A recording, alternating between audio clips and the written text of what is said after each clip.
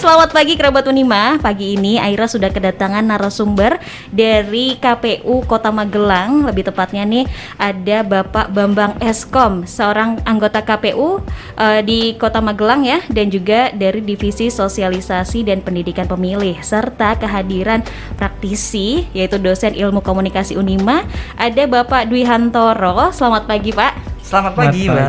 Oke, gimana kabarnya?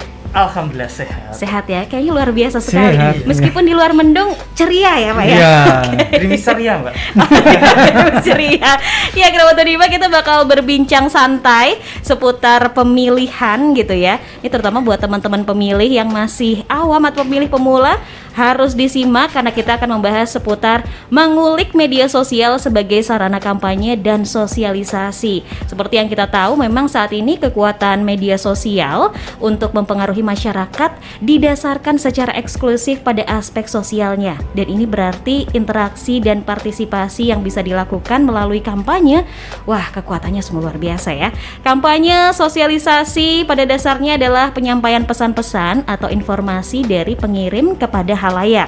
Dengan berkembangnya teknologi internet dan banyak penduduk di Indonesia yang menggunakan internet serta mempunyai media sosial seperti Facebook, Twitter, blog, YouTube ya, dan juga Instagram, ini pemanfaatan media sosial sebagai sarana kampanye dan sosialisasi di era sekarang dirasa cukup efektif dan efisien dari segi waktu dan biaya. Kira-kira nanti untuk manfaatnya, tujuannya seperti apa? Langsung kita tanya sama ahlinya. Oke deh. Oke Pak, ini kan kalau ngomong-ngomong sosial media, sekarang tuh kayak sehari-hari hampir aku nggak bisa tanpa sosial media gitu rata-rata. Ya. Iya. Kalau kita melihat perkembangan teknologi ya, khususnya di jaringan internet itu memang luar biasa perkembangannya. Betul. Sekarang banyak sekali platform maupun aplikasi yang bisa kita gunakan. Tadi sampaikan di awal bahwa ada Twitter, ada Instagram, ada YouTube, ada blog, ada WeChat, ada macam-macam. Itu yang memudahkan orang sekarang mengakses untuk informasinya. Dan kita juga bisa menggunakan media tersebut untuk menyampaikan informasi secara cepat.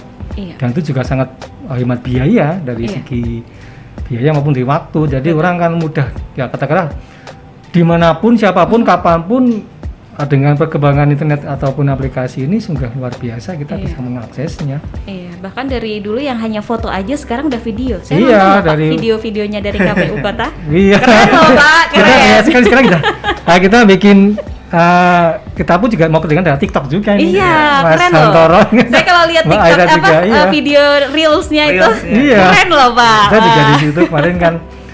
Ini yang terbaru kemarin kita ya. Kabar kita kan ada kegiatan outdoor juga, itu kan untuk bersamaan kita ya. Itu kita juga memanfaatkan itu untuk aktualisasi diri kan, untuk KPU sendiri biar. Kira kita juga harus eksis juga ini KPU Kota Magelang. Harus eksis biar bisa mengikuti anak-anak milenial. Iya. Jadi langsung ke pokok bahasan aja ya Pak ya. Jadi kalau di masa arus informasi yang kayak gini serba cepat, informasi itu udah bukan hitungan menit lagi tapi bahkan sepersekian detik sudah langsung tersebar dengan mudah. Gimana sih kita bisa memaksimalkan media sosial sebagai salah satu sarana untuk menyampaikan informasi? Ini mau ke ahli dari ilmu komunikasi dulu ya Pak ya? Iya boleh. Oke, silakan Mas Hantoro nih gimana nih? Oke Mbak, jadi seperti yang tadi disampaikan sama Pak Bambang bahwa sekarang lanskap sosial media sudah sangat berkembang, sudah pesat. Tadi dibilang awalnya foto, sekarang udah berubah. Sekarang data yang terbaru itu sekitar 49% konten tuh yang paling menarik di video. Video itu komposisinya paling tinggi YouTube. Kemudian ada TikTok, kemudian Reels dan Netflix kalau nggak salah sekarang. Betul. Itu mengalahkan basic web dan sebagainya. Dan jauh sekali. Dan sekarang seperti kita tahu bahwa milenial kita jumlahnya milenial dan Gen Z ya, itu sekitar 60% kalau nggak salah dari total populasi 270 juta.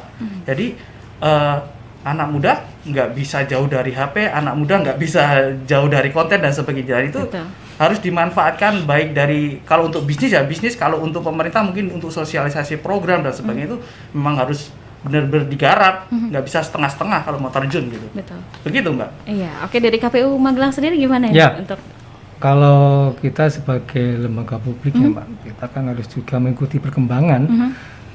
Memang kalau kita lihat bahwa di dalam awal-awal sosialisasi kita memang banyak menggunakan istilahnya foto-foto kegiatan ya, berarti nggak bergerak ini Mas Jantoro. Kemudian kita berkembang kemarin juga sudah kita gunakan TikTok juga ya, TikTok pada rilis kemarin juga sudah kita kan yang terbaru itu kemarin ya. Iya. Produk TikTok juga tuh kemarin lah itu ya, kita harus berkembang di situ, kita juga harus bisa memanfaatkan apa-apa yang menjadi perkembangan zaman seperti ini. Kalau dulu kita memang, tapi kita juga tidak bisa meninggalkan hal-hal yang seperti kita flyer digital, kita juga masih pakai itu Mbak. Karena itu juga kita harus menyampaikan informasi berkaitan dengan infografis, itu kan nggak bisa dengan video mungkin bisa, tapi kita masih menggunakan cara lama itu dengan infografis itu kita sampaikan.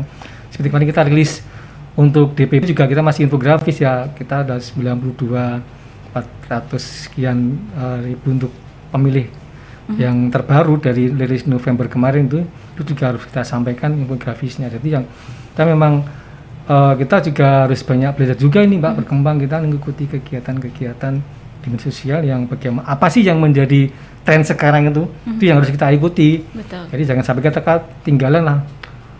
Kita juga harus bisa mempromosikan KPU sebagai lembaga publik ya, khususnya di penyelenggaraan pemilu dan pemilihan. Gitu Mbak Aira. Oke, nah dari KPU sendiri nih sejauh ini dampak sosial medianya seperti apa Pak? Ya kalau kita dampaknya sih, kalau kita lihat memang kita juga di saat-saat tidak adanya tahapan, kita juga harus, kadang-kadang orang gini tanya Mbak, KPU ngapain sih kalau nggak ada kegiatan memilih? Nah itu yang Mbak, kita harus bisa menjawab pertanyaan masyarakat.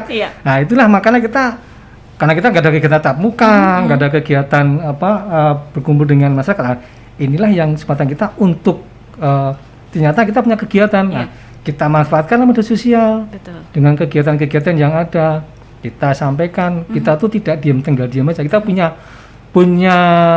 kewajiban. Kewajiban yaitu pertama adalah pendidikan pemilih. Kemudian yang satu adalah pemutaran data pemilih, itu juga harus kegiatan yang dua itu yang harus kita sampaikan. Nah, kegiatan-kegiatan itu yang kita sampaikan melalui media sosial, karena kita tidak mungkin kita tatap muka, memang tidak ada kegiatan itu kita manfaatkan. Dampaknya adalah luar biasa sekali. Jadi info-info yang kita sampaikan ke masyarakat bisa tersampaikan. Betul. Kita pun juga sekarang baru merintis untuk kerjasama dengan kelurahan ini. Kelurahan kan ada grup WA ini, yang paling mudah lah grup WA ini yang paling mudah ya. Betul. Nah itu grup WA itu kita akan sampaikan kegiatan KPU, tahapan KPU melalui, kalau di kelurahan adalah kasih pemerintahan. Itu yang berhubungan langsung dengan RT RW. Dari situ kita menyampaikan, ini loh kita punya kegiatan ini loh kita punya tahapan-tahapan ini yang harus kita lalui. Lah ini kita sampaikan melalui mereka, dan akhirnya bisa tersebar ke masyarakat melalui RT dan RW. Oke, itu Mbak Ira. Betul sekali. Ini buat kerabat muda, jangan kerabat Unima jangan salah sangka dulu. KPU meskipun gak ada sosialisasi tatap muka, di sosial media keren loh. Iya. Harus jalan terus. Jalan terus. Nah kalau dari dampak secara umumnya itu seperti apa Pak untuk pemanfaatan media sosial, baik itu dampak yang positif maupun dampak negatif sejauh ini, dan mungkin kedepannya ini seperti apa Pak? Kalau secara dampak positif sebenarnya banyak banget kalau kita bisa secara wise memanfaatkan sosial media, misalnya untuk edukasi, untuk belajar, untuk bisnis dan sebagainya.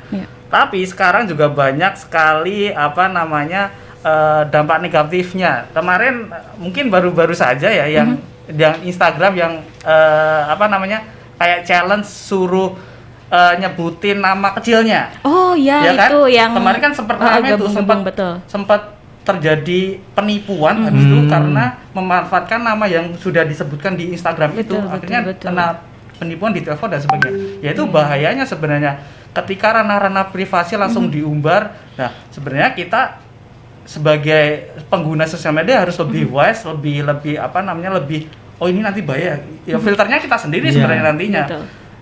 Dan itu nanti akan banyak sekali hal seperti itu, makanya butuh literasi media, butuh literasi teknologi, butuh literasi manusia untuk memberi pengetahuan atau pendidikan terkait oh ini dampak positif, oh ini dampak negatifnya, dan itu mungkin KPU juga nanti bisa berkontribusi di sana terkait mungkin terkait politik, penyebaran hoax dan sebagainya itu mungkin sangat penting nanti ke depannya. Karena memang penyebaran hoax saat ini wah luar biasa sekali. Kita bakal sampai ini beneran gak sih? Kalau yang males cross check tuh udah deh kemakan sama berita hoax gitu ya. Nah, kadang-kadang gini, berita yang benar mana agak bohong, nggak bohong nggak benar. Betul sekali. Karena kalah ini ya. Kalau tanya kan no foto foto adalah hoax gitu. Ternyata yang hoax picture-nya ini lebih kelihatannya lebih meyakinkan gitu ya.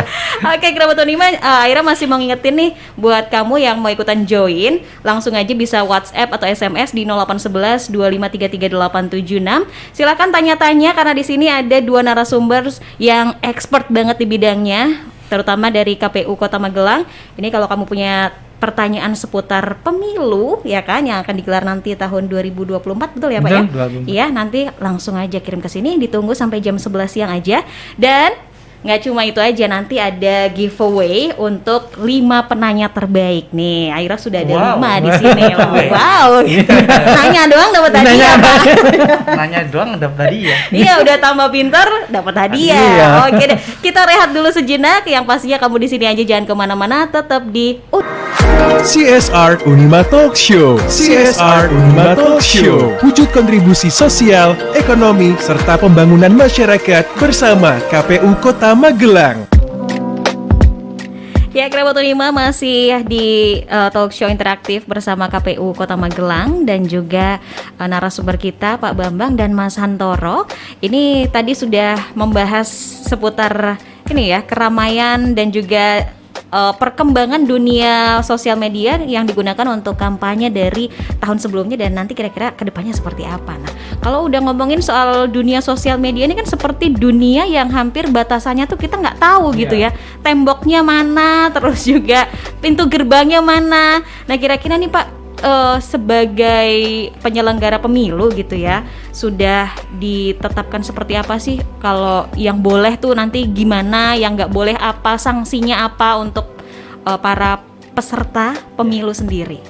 Memang kalau di dalam kita melihat untuk kampanye ini memang sekarang ada yang mulai media sosial ya, memang ada aturan-aturannya udah di tahun 2019 sudah diatur di PKPU nomor 23 tahun 2019 berkaitan dengan kampanye pemilu. Berarti kampanye itu kan ada macam-macam ya. Ada menggunakan tatap muka dengan APK dengan bahan kampanye.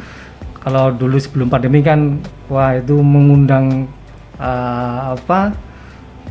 musik ya. Ada dangdut, ada padu koplo, ada mungkin centunggal macam-macam lah. Cuman kita dengan adanya perkembangan media sosial, kan akhirnya perlu ada aturan bahwa diatur untuk pemilu itu ada aturan sendiri, untuk pemilihan kepala daerah ada aturan sendiri. Jadi kalau untuk pemilu akan diatur di PKPU ya. PKPU adalah peraturan Komisi Pemilihan Umum, itu di pemilu tahun 2012 kemarin itu di PKPU nomor 23 tahun 2018. Di situ disampaikan bahwa media sosial bisa digunakan sebagai alat kampanye dengan aturan bahwa akun yang didaftarkan resmi. Jadi ada akun resmi didaftarkan. Kalau untuk pemilu itu akunnya adalah satu aplikasi seperti Instagram, YouTube itu adalah 10 akun didaftarkan. Itu untuk kampanye. Dan itu pun juga dan untuk yang pemilu kemarin 2020 itu ada aturan juga bahwa di PKPU nomor 11 tahun 2020 itu diatur juga bahwa bisa menggunakan media sosial dengan catatan untuk pemilihan gubernur. Wakil gubernur adalah 30 akun yang didaftarkan tapi untuk semua aplikasi. Beda dengan yang tadi ya. Berarti kan satu aplikasi bisa 10 akun ya. Tapi kalau ini 30 akun untuk semua aplikasi. Untuk semua aplikasi ya. Itu untuk gubernur, untuk yang wali kota adalah bupati wali kota adalah 20 akun untuk semua aplikasi yang didaftarkan. Itu resmi. Jadi pada saat kampanye kita sudah tahu ini yang kita pantau. Itu yang kita pantau. Jadi nanti pada saat mereka berkampanye, setelah pemilu berkampanye itu juga ada aturannya. Tidak boleh istilahnya menyinggung masalah Undang-Undang Dasar, Pancasila, kemudian isu sara, kemudian menjelek-jelekan sebenarnya pasangan lain itu dilarang. Itu yang menjadi aturan bahwa mereka silakan kampanye menyampaikan visi, misi dan program. Betul. Itu yang disampaikan pada saat mereka berkampanye. Jadi itu yang disampaikan. Kemudian seandainya itu dilanggar, itu adalah nanti kita ada yang namanya di Bawaslu. Karena pengawas pemilu itu mereka yang akan mengawasi penggunaan akun media sosial. Betul. Nah, dari mereka mengawasi ini kok melanggar, nanti akan dari Bawaslu akan merekomendasi kepada KPU. Di situ kita akan lanjuti, kita cek, kita kaji, benar nggak sih melanggar. Kalau benar kita peringatannya adalah tertulis. Iya. Jadi tidak boleh menggunakan isu-isu sara itu yang kita peringatkan. Jadi itu Mbak. Jadi ada memang ada aturannya, tidak semata-mata bebas ya. Dan itu pun digunakan pada saat masa kampanye saja. Oke. Jadi dibatasi. Jadi pada saat masa kampanye itu baru boleh digunakan sebagai sarana untuk kampanye. Jadi tidak boleh di luar masa kampanye menggunakan media sosial itu. Iya. Nah, jadi untuk visi misi program disampaikan pada saat masa kampanye. Dan itu berakhir itu menjelang masa tenang. Jadi masa tenang biasanya 3 hari sebelum hari H. Betul. Itu sudah harus semua ditutup, akun resminya dinonaktifkan semua. Jadi disitulah ada aturan-aturan kita kenapa dibuat aturan itu biar tidak nanti katakanlah banyak akun-akun yang berseliweran yang tidak kita kan bisa juga mereka kalau tidak dibatasi akunnya wah sebanyak-banyak yang misalnya punya modal besar ya kita buat akun sebanyak-banyaknya itu kan harus kita batasi, makanya biar untuk kesamaan keadilan ya kita batasi untuk jumlah akun yang dipakai untuk berkampanye melalui media sosial gitu Mbak Ira. Jadi di situ kan isinya adalah visi misi dari peserta pemilu ya Pak? Ya visi misi peserta pemilu maupun visi dan program kerjanya apa sih yang mau disampaikan di situ. Nah akun-akun tersebut apakah nantinya juga akan dipublikasikan ke masyarakat gitu? Iya. Oh, ini nanti akun ini aja nih yang kalau upload konten itu yang bisa dipercaya Ya, gitu. kita memang nanti setelah mereka mendaftarkan akan kita upload juga di website KPU. Oke. Kita ada baik silakan dari pemilih masyarakat bisa melihat akun apa aja sih yang resmi dari iya, betul. peserta pemilu itu yang Iya. bisa dilihat di webnya KPU. Cuma kita nggak di situ. Iya, supaya Mbak. juga nanti tidak tersamarkan dengan akun-akun ghosting. Nah itu. Oke Betul deh. sekali itu. Iya, kalau memang ngomongin sosial media itu kan wah ini mirip-mirip nih namanya gitu kan, jadi kita ini ya. Nah kalau dari Mas Santoro sendiri nih, ada nggak sih cara-cara yang jitu dalam pemanfaatan medsos untuk menarik minat dari masyarakat supaya mau kayak biar dilihat gitu, jangan nyarinya tuh yang sensasi-sensasi doang, kalah ya kan sama akun lambe-lambean itu. Jadi setidaknya tuh mau lihat sebentar, oh kalau udah lihat kan Mau mampir mungkin, gitu ya? mampir dulu nanti biar jadi sayang gitu Pak Ya, biasanya. betul. Iya. Itu gimana nih Mas Oke, Santoro? Mbak. Jadi bagaimana sih cara memanfaatkan sosial media untuk sosialisasi? Jadi sebenarnya ini perlu strategi, perlu membuat sebuah timeline yang jelas, akun-akun apa aja yang mau dipakai, kemudian konten-konten apa aja yang mau dimasukkan. Kalau konteksnya lembaga KPU mungkin lebih ke bagaimana kita atau KPU tuh bisa membaca behavior dan psikografis dari audiensnya. Kalau sekarang kan fokusnya misalnya sosial media kan anak muda ya. Iya. Iya. Anak muda kalau nggak salah tadi Pak Bambang menyampaikan ada sekitar 30-50% pemilih pemula. Jadi itu porsinya kan lumayan tinggi tuh. Jadi bagaimana kita masuk ke ranah psikografis dan behaviornya. Kalau live before Google itu kan kebanyakan orang menyasar tuh by demografi dan geografi. Iya. Tapi sekarang live after Google lanskapnya udah berubah, sudah menggunakan fokusnya di behavior tingkah laku, kemudian kalau psikografis mungkin lebih ke pendapatnya seperti apa dan sebagainya, preferensinya seperti apa dan sebagainya, itu harus dipetakan sejak awal. KPU mungkin punya data ya, kalau secara geografis dan demografis sudah punya data mungkin dari Dukcapil ya Pak ya? Iya. Sudah punya data, tinggal memetakan mungkin dengan menggunakan sedikit survei atau sedikit riset, oh bagaimana sih apa namanya, pola perilaku anak muda di Kota Magelang seperti apa sih. Nanti itu bisa dipetakan, nggak serta-merta kita bikin material sosialisasi yang sporadis gitu loh. Kita cuma upload ya udah ditinggal tanpa ada audit. Apa namanya, setelah upload, oh harusnya ada yang namanya audit sosial media Instagramnya, misalnya oh reach-ku sekian ya, oh engagementku sekian dan sebagainya, kan itu harus diukur. Oh ternyata kontenku yang paling disukai ini, berarti besok konten-konten yang seperti ini, konsepnya seperti ini yang harus sering-sering dimunculkan, daripada membuat misalnya, kalau sekarang kebanyakan bukan hanya apa namanya individu maupun bisnis, kebanyakan cuma memunculkan misalnya cuma apa namanya konten-konten yang sifatnya seremonial, misalnya ada hari peringatan apa, ucapan dan sebagainya, tanpa dipikirkan juga copywritingnya. Karena sekali lagi kalau berbicara soal sosial media, apalagi Instagram, itu juga harus benar-benar dibikin secara matang dulu, timeline selama setahun dulu, kemudian gaya bahasanya seperti apa, kemudian apa sih yang kesukaan oleh anak muda itu, karena secara karakteristik ada 3 karakteristik anak muda dalam era sekarang. Yang pertama adalah isu driven. Isu driven itu anak muda itu biasanya yang lagi rame isu apa sih? Misalnya kemarin beberapa waktu lalu lagi rame BTS dan McD misalnya kan, rame viral, bahkan sampai antri-antri sampai ada yang ditutup McD-nya dan sebagainya. Kemudian yang kedua adalah digitalisasi. Oh berarti karakter digital itu berarti anak muda itu sekarang beraninya mengungkapkan partisipasi politiknya di sosial media daripada secara langsung kan. Bagaimana mereka berpendapat di sosial media itu juga karakteristik yang harus dipahami. Kemudian yang ketiga terkait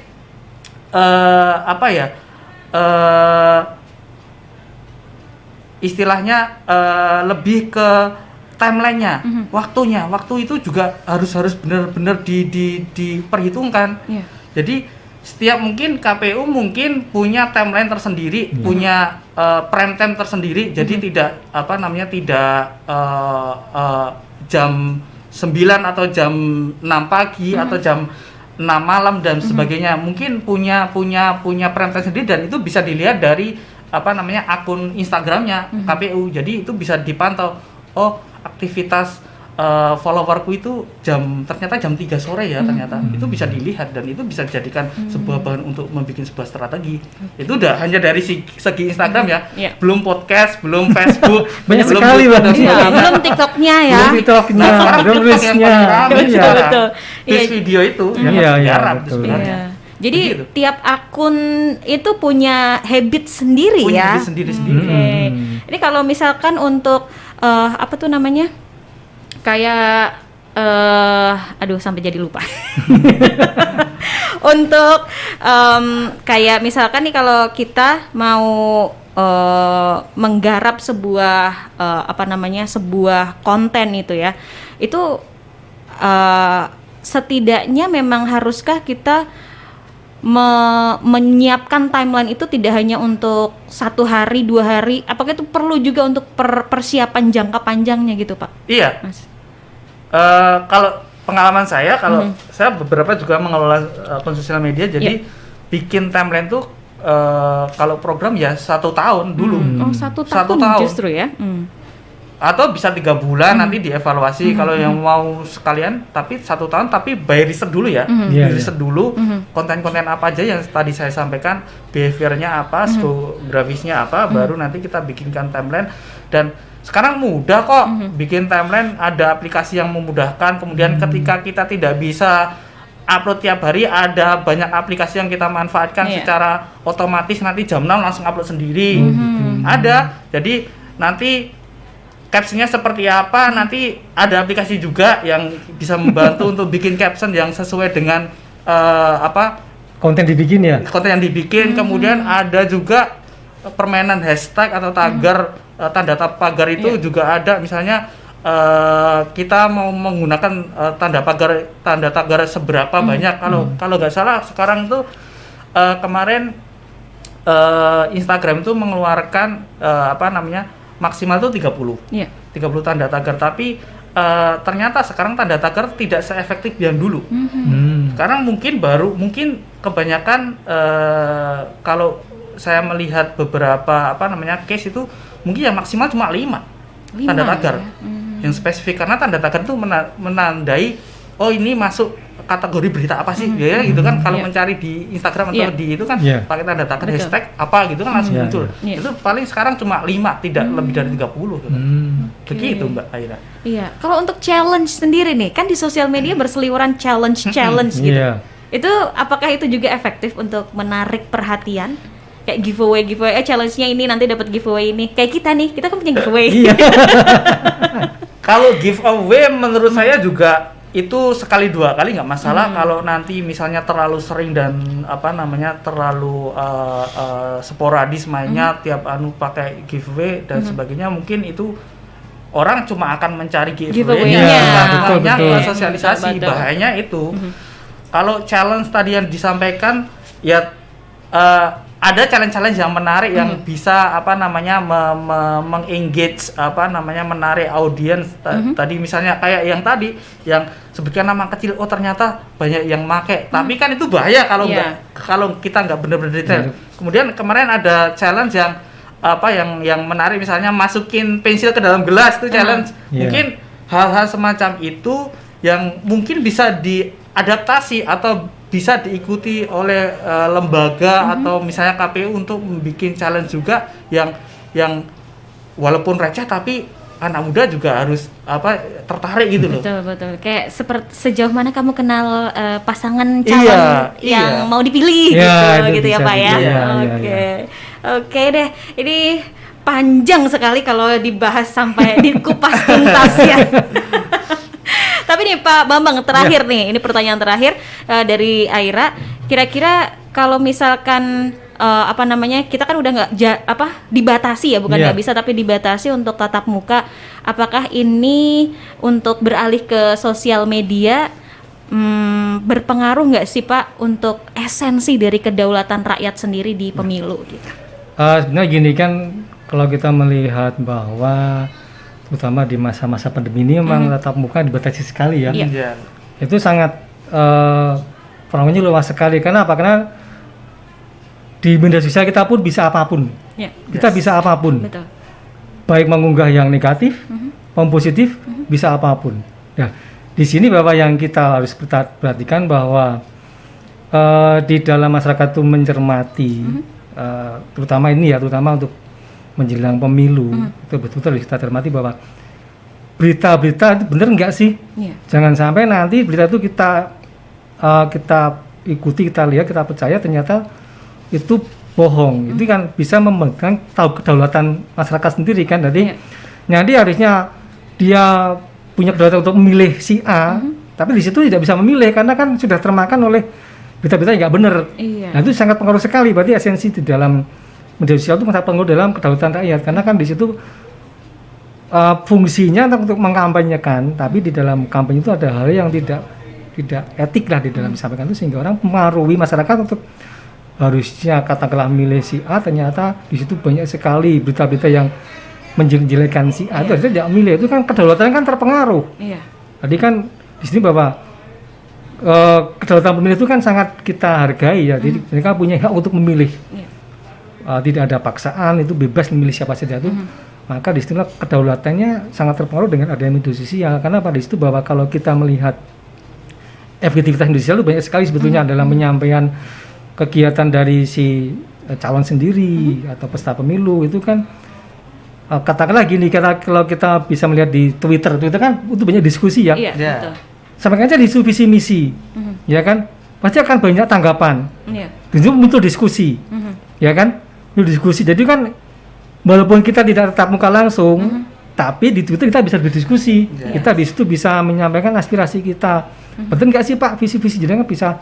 Apakah cuma janji saja? Itu kan bisa diskusi. Akhirnya kan dari situ kan muncul interaksi. Jadi itulah yang kita perlukan di situ, interaksi antara si pemilik akun atau si peserta pemilu dengan followernya. Itu kan itu ada interaksi, ada diskusi. Di situ pun nanti dari hasil diskusi pun dari si follower bisa juga menyampaikan ke temennya. Yang Jadi kan lain, dia kan ya. semakin efektif juga. Di situlah nah, di situlah pengaruhnya besar sekali kan Mbak. Berarti dengan adanya diskusi di Twitter itu kan visi misi tersampaikan. Diskusi ini kan mempengaruhi masyarakat untuk memilih. Iya. Dan di situ sangat saya katakan pengaruhnya besar sekali kalau kita Pengaruhnya bisa besar. memanfaatkan media sosial secara baik. Secara positif ya Iya, Pak ya? betul. Oke, Kerabat Unima, setelah ini di sesi selanjutnya kita bakal jawab ya Pak pertanyaan dari netizen. Siap. Siap. Dari netizen di udara gitu. Oke, Kerabat Unima, jangan kemana-mana, pertanyaan kamu akan dijawab setelah ini. CSR Unima Talk Show. CSR Unima Talk Show. Wujud kontribusi sosial, ekonomi, serta pembangunan masyarakat bersama KPU Kota Magelang. Oke, Kerabat Unima, tadi kita sudah bahas dan mengupas banyak hal seputar penggunaan sosial media untuk kampanye dan juga apa aja sih yang perlu dilakukan, strategi-strategi jitunya sudah dibahas sama Mas Hantoro. Sekarang saatnya netizen yang bertanya, Pak. Ya, ada langsung ke pertanyaan pertama nih Pak, ada dari Pak Agus di Mertoyudan, mau tanya nih ke Pak Bambang. Apa yang dilakukan KPU di sosial media tentang berita hoax dan pasangan calon pemimpin yang mencuri start kampanye gitu? Sebetulnya kan sudah tadi sampaikan ada aturannya bahwa di dalam peserta pemilu melakukan kampanye dengan media sosial itu kan harus didaftarkan dulu akunnya. Iya. Dan di dalam mereka berkampanye pun juga ada visi misi dan program kerja. Sejauh itu kan banyak sebetulnya sih, kalau ya banyak ya sebetulnya kan. Iya. Di luar masa kampanye mungkin enggak kegiatan-kegiatan itu kan tidak ada visi misi sebetulnya. Yang diaturan KPU adalah ada visi misi dan program kerja itu yang kalau misalnya pada saat mereka melakukan kampanye media sosial itu diunggah tapi belum ada kampanye, itulah yang tidak diperbolehkan. Tapi kalau secara mengganggu kegiatan mereka itu kan tidak masalah, kegiatan mereka ya kan tidak ada hubungan dengan visi misi, tidak ada hubungan. Dan itu pun juga kita lihat apakah beliau itu memang betul-betul mendaftarkan apa tidak. Kadang-kadang cuma mungkin ikut saja untuk menaikkan popularitas. Bisa juga di situ. Iya kan, bisa jadi. Tapi ternyata pada saat pendaftaran dia nggak daftar. Kan bisa juga seperti itu. Untuk kita sudah memang ada batasan-batasan, ada jangka waktu ke kampanye. Ya, kita lihat juga apa sih yang mereka unggah sebetulnya. Sejauh mereka memang sudah mengunggah ada visi misi dan program kerja, itu yang kita larang. Nah itu nanti ada di Bawaslu yang akan dilanjuti karena kita akan sebagai yang menerima akun resmi, ya terus akun resmi enggak di situ. Ini kan yang didaftarkan juga akun resmi kan. Kalau bukan akun resmi kita nggak bisa menindak sebetulnya itu. Ya kan kita daftarkan akun resmi. Iya. Itu yang kita lihat di situ dan dari situlah kita melihatnya dari mana. Kita lihat apakah konten itu mengandung visi misi atau tidak. Itu yang harus kita pahami di situ sehingga kalau memang tidak mengandung ya kita nggak bisa mereka itu kunci start itu. Nanti kita melarang itu buktinya mana kalau saya kampanye saya nggak dengan visi misi saya, program saya. Oke, begitu ya Pak Agus di Mertoyudan. Ini juga ada Agus di Muntilan. Kalau misalkan mau melaporkan konten kampanye hitam harus melapor kemana nih Pak? Nah, kalau konten kampanye hitam terus terang kami tidak punya kewenangan untuk gitu karena kan memang itu kan saya tanya juga akun itu sih resmi apa enggak sih ditafsirkan KPU lah itu loh, itu ya juga harus kan kadang-kadang bukan akun resmi dari yang mereka daftarkan kan. Kalau itu memang akun resmi didaftarkan kepada KPU itu kita bisa tindak. Tapi kalau misalnya tidak ada akun resmi bukan didaftarkan ke KPU ya kita nggak bisa tindak. Kita kan cuma mengawasi apa yang ada akun didaftarkan kepada KPU pada saat pendaftaran menjadi peserta pemilu. Kalau akunnya bukan dari didaftarkan, nah kita nggak bisa menindak. Misalnya bukan akun resminya dari peserta pemilu, kan nggak bisa menindak kita. Betul. Nah itu yang nanti mungkin dari dinas terkait yang bisa menindak seperti itu. Tapi kan pasti kalau bahwa itu akun resmi dari KPU yang didaftarkan KPU, kita nanti bisa menindak. Kita akan kerjasama dengan Bawaslu sebagai pengawas pemilu. Di situ akan merekomendasikan, nanti akan kita bersurat resmi kepada si pemilik akun, terutama di sini peserta pemilu, gitu Mbak Aira. Oke, ini pertanyaan untuk Mas Hantoro dari Ibu Lina di Mertoyudan. Idealnya bagi pemilih pemula itu gimana sih cara mensikapi sosial media yang digunakan untuk sosialisasi pemilu? Itu. Berarti lebih arahnya sosialisasi berarti lembaga apa namanya KPU-nya ya berarti sosial Iya. medianya. Jadi ya apa namanya kalau sekarang eranya tadi yang saya sampaikan di awal eranya era digital ya sering-sering apa namanya update aja, sering-sering melihat akun resmi, jangan melihat akun-akun yang tidak jelas apa namanya jeruntungannya yang walaupun followernya banyak belum tentu itu akun apa namanya akun yang kontennya konten bagus ya. Jadi sekarang harus benar-benar bisa apa namanya menyikapi dan bisa memilah dan memilih mana yang apa namanya yang benar-benar berita positif, mana yang bisa di-sharing, saring sebelum sharing kan. Kalau Betul. dulu apa namanya ada Betul. campaign seperti itu, jadi itu benar-benar dipakai. Nah, ketika ada berita hoax, sebenarnya banyak aplikasi juga yang bisa dipakai. Misalnya ada berita video hoax dan sebagainya, itu pakai Google itu bisa kok. Kita men-tracing, oke, ini berita ini video ini munculnya dari kapan sih? Ini sumbernya dari mana? Itu bisa di-tracing. Berita-berita terkait apa namanya tulisan dan sebagainya itu juga bisa di-tracing karena kalau nggak salah itu dulu kita pernah training sama Google Initiative Network dengan apa namanya aliansi jurnalis independen. Jadi kita diajari selama 3 hari itu bagaimana untuk apa namanya memfilter akun-akun atau berita-berita hoax dan sebagainya. Itu ternyata sudah ada di apa namanya di Google dan kita bisa menggunakan itu dengan free gitu. Jadi sekali lagi lebih aware terkait berita-berita positif dan lebih apa namanya menyimak atau menggunakan atau memantau akun-akun yang benar-benar resmi yang misalnya punya KPU kan resmi banget. Jadi misalnya ada berita-berita atau sesuatu informasi yang dibutuhkan terkait pemilu atau pilkada dan sebagainya bisa langsung aja ke webnya atau ke Instagramnya, itu kan lebih aman. Begitu Mbak Ira. Iya, ini juga sepaket jadi seperti menjawab pertanyaannya Mbak Nanda ya, yang menanyakan seputar kampanye hitam bagi kalangan pemilih pemula karena minim literasi gitu ya. Iya, Gitu. iya, Betul sekali. Oke, selanjutnya ada juga mana tadi? Oh ini.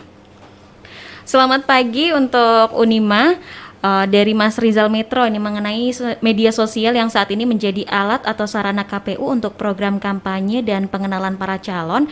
Kira-kira apakah akan ada kampanye hoax? Tidak, saya yakin masih ada ya Pak ya. Iya, terus bagaimana sih Pak trik atau cara seperti mengingat sasaran KPU kita saat ini adalah para pemilih pemula yang notabene masih awam berpartisipasi dan mudah terprovokasi. Tadi udah disampaikan dengan Mas Hantara sebetulnya kan ini juga masih ini ya, masih jawabannya masih sama sebetulnya kan. Kalau kita lihat bahwa kalau memang ingin kita mengetahui bahwa datanglah ke akun-akun resmi yang ada di KPU. Jadi tidak sembarang kita mempercayai dengan akun-akun walaupun tadi sampaikan followernya banyak. Itu belum tentu bisa dipastikan kredibilitasnya. Iya kan? Siapa tahu dia cuma untuk mencari follower juga bisa, tapi yang penting adalah kalau memang ingin mengetahui berarti itu berita benar atau enggak ya datanglah ke akun media sosialnya KPU yang resmi. Itu Mbak Aira. Oke, ini karena pertanyaannya banyak sekali, mungkin sudah beberapa terjawab dari obrolan kita gitu ya. Dan kita harus cut dulu karena ternyata udah jam 11 lebih. Oh, jam 11. Enggak terasa ya. Enggak terasa. Nggak terasa. Ngobrol asik ini tadi. Kalau ngobrol enggak terasa ya Pak ya, apalagi pembahasannya juga menarik dan saya pengen dapat closing statement nih dari masing-masing narasumber, dari Pak Bambang dan juga Mas Hantoro, silakan disampaikan singkat saja. Perkembangan teknologi saat ini ya Mbak, terutama di dalam bermedia sosial memang sangat cepat. Dan itu sangat dibutuhkan juga pada terutama KPU ya sebagai lembaga penyelenggara pemilu untuk menggunakan media sosial sebagai sarana sosialisasi. Jadi harapannya bahwa nanti kedepannya di tahun 2024 KPU bisa memaksimalkan penggunaan media sosial sebagai sarana sosialisasi dengan catatan tetap memperhatikan etika bermedia sosial. Nah itu yang, dan nanti harapan kami bahwa di tahun 2024 akan semakin banyak masyarakat yang bisa mengakses di akun resmi KPU Kota Magelang sehingga tidak ketinggalan berita-berita yang bisa dilihat bisa katakanlah keakuratannya. Betul. Itu Mbak Oke, Aira. terima kasih Pak Bambang, silakan Mas Santoro. Oke, jadi kalau nggak salah ada statement negara demokrasi itu salah satunya dipengaruhi oleh partisipasi pemilihnya. Iya. Betul. Itu yang sering kita dengarkan dan di era sekarang itu tadi yang saya sampaikan ada sekitar 60% generasi milenial yang nanti akan memilih dan termasuk mungkin para netizen atau pendengar radio Unima FM nanti ketika mau memilih atau mau ikut sebagai peserta pemilu harapannya lebih belajar literasi lagi terkait informasi-informasi yang dibikin, apakah visi, apakah misinya, apakah program kerjanya bagus dan untuk lembaga KPU mungkin lebih kalau memainkan sosial media lebih sosialisasi yang bukan hanya sekedar slogan maupun memainkan materi-materi yang tanpa terencana, harapannya lebih ke ada iterasi atau bukan iterasi dalam hal ini bukan pengulangan ya, tapi lebih ke keajakan untuk berinteraksi dengan audiensnya, bagaimana memberikan informasi yang jelas dan clear, bagaimana mungkin proses pemilunya, bagaimana mengajak netizen atau generasi milenial atau Gen Z ini untuk berpartisipasi dalam politik itu nantinya biar demokrasi di Indonesia juga lebih baik lagi daripada sekarang ini. Mungkin itu aja Mbak Aira. Oke, terima kasih. Bapak mau memilih 5 pemenang terbaik, silakan. Mungkin saya satu saja ya, mungkin nomor 2 ya. Oke. Tadi Pak Agus. Pak Agus di Iya. Mertoyudan Iya. ya. Sama Mbak Nanda. Mbak Nanda, iya. Oke, yang 3 mungkin akan Apa? dipilih Mas Santoro. Lupain. Saking banyaknya pertanyaannya. Siapa aja tadi? Oke, mungkin akan setelah saya tutup talk show-nya mungkin bisa dipilih gitu Iya. ya. Nanti langsung dihubungi sama adminnya Unima FM. Boleh. Tapi yang pasti Mbak Nanda sama Pak Agus Mertoyudan ini sudah menang di hati Pak Babak. Bukan. Oke, Kerabat Unima, terima kasih untuk atensinya. Kalau gitu setelah ini kamu bisa simak 87,6 menit tanpa basa-basi. Terima kasih. Wassalamualaikum warahmatullahi wabarakatuh. Mbak.